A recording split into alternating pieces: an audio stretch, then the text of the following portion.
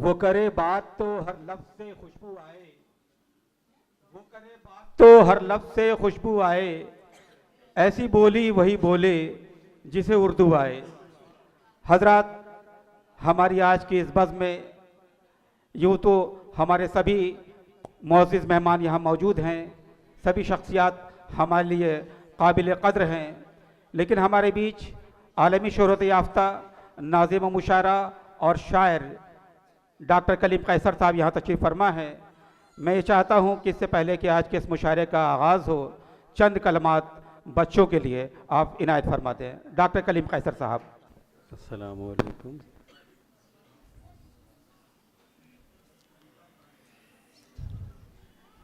ये आलम बाला और के अलावा जो हिंदुस्तान के दीगर शहरों से शुराए कराम आए हैं, इनमें सबसे ज़्यादा बुज़ुर्ग मुझे आदिल लखनवी लग रहे हैं, तो मैं इन्हीं से इजाज़त ले रहा हूँ। अल्लाह का शुक्र है कि जितने नाम हैं इसमें सबके साथ मैंने मुशायरे पढ़े हैं और सबको मैंने देखा है, सबकी डांट सुनी है, सबकी नसीहतें सुनी हैं। तो मेरे लिए ये मुशायरा पिछले 49 साल में जो कुछ मैंने किया था वो मेरे सामने मंजरनामा आ गया है। तमसीली मुशायरे का मतलब ये होता है कि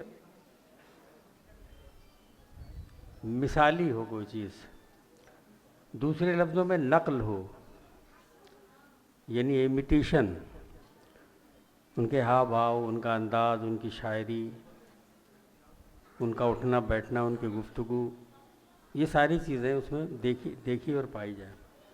जैसा फ़र्रुख जमाल ने कहा कि महाराष्ट्र में तमसीली मुशायरों की रिवायत रही है, तो इसमें कोई शक नहीं है।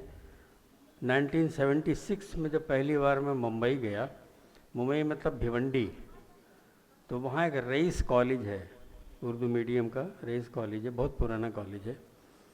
वहाँ मैंने पहली बार तमसीली मुशायरा देखा और सुना था, लेकिन उसमें जो शुरा शरीक हो रहे थे उसमें से कोई ज़िंदा नहीं था। अल्हम्दुलिल्लाह इसमें तो अगर ये 14-15 हैं तो उसमें 9 ज़िंदा हैं, अल्लाह का शुक्र है। तो इसके लिए मैं ज़ाती तौर पे फिर उसके बाद कलकत्ता गया। कलकत्ता में मैंने देखा तमसीली मुशायरा हो रहा है, कई बच्चों ने मेरी भी कॉपी की थी, वहाँ मैंने देखा था। उसके बाद पंजाब में मैंने देखा कि पंजाब में भी तमसीली मुशायरे हो रहे हैं, लेकिन पंजाब में ये था कि वो अपने इलाके के ही शुरा को लेते थे, ज़िंदा नहीं बल्कि जो लोग दुनिया से जा चुके हैं। तो ये एक बहुत बड़ी रिवायत है। तो ख़ास तौर से मैं हारिस भाई को और उनके रफ़क़ाए कार अनवर ज़िया साहब, फ़र्रुख जमाल साहब और दीगर जितने भी लोग हैं उनके साथ जो जुड़े हुए थे, उन्होंने जो बेहतरीन मशवरा दिया कि आलम बाला के अलावा जो आज के दौर में भी शुराए कराम या शायरात हैं मुशायरों की स्टेज पर, उनको भी शामिल किया जाए। हालांकि ये अजीब बात होगी, मैं आपसे बताऊं कि मुशायरे के स्टेज पर 70 से 75% लोग वो तकरीबन अपना कलाम नहीं पढ़ते, ख़ास तौर से शायरात। ये कहते हुए भी मुझे कुछ अजीब सा लग रहा है, क्योंकि हम निज़ामत करते हैं तो ज़मीन व आसमान के क़ुलाबे मिला देते हैं उनको माइक पे बुलाने के लिए, लेकिन ये हमारी मजबूरी भी है, प्रोफेशनल मजबूरी भी है और अदबी मजबूरी भी है। और मैंने नहीं बल्कि तमाम सीनियर शुरा, तमाम नाज़िमों ने ये किया है, नसीम कुरैशी साहब से लेके कुंवर महेंद्र सिंह बेदी तक, फिर मलिकज़ादा मंजूर अहमद साहब, और उसके बाद सकलैन हैदर साहब, फिर अनवर जलालपुरी साहब, फिर ये आज के दौर के जितने लोग हैं।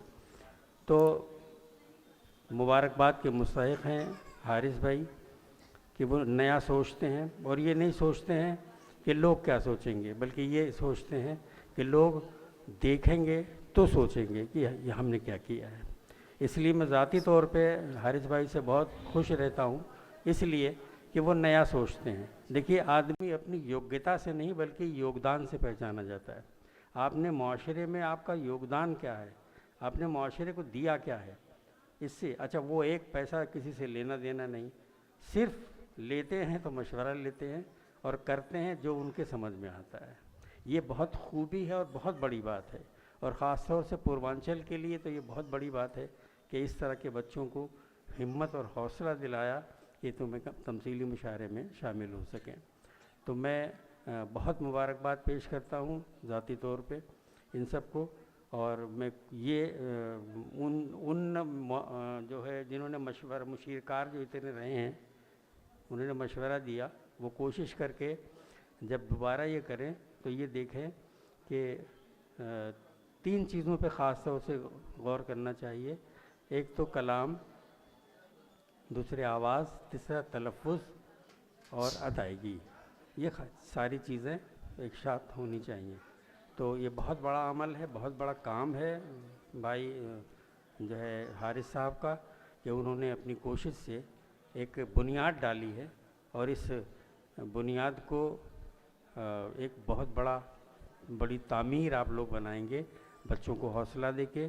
और इन्हीं बच्चों में से जब आइंदा साल आप देखेंगे तो ये बहुत ही खूबसूरत और मेयारी मुशायरा होगा, जिसे हम वाकई तमसीली मुशायरा कहेंगे।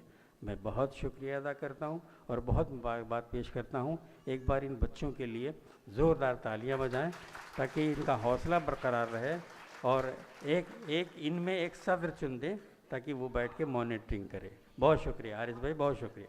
बहुत बहुत शुक्रिया।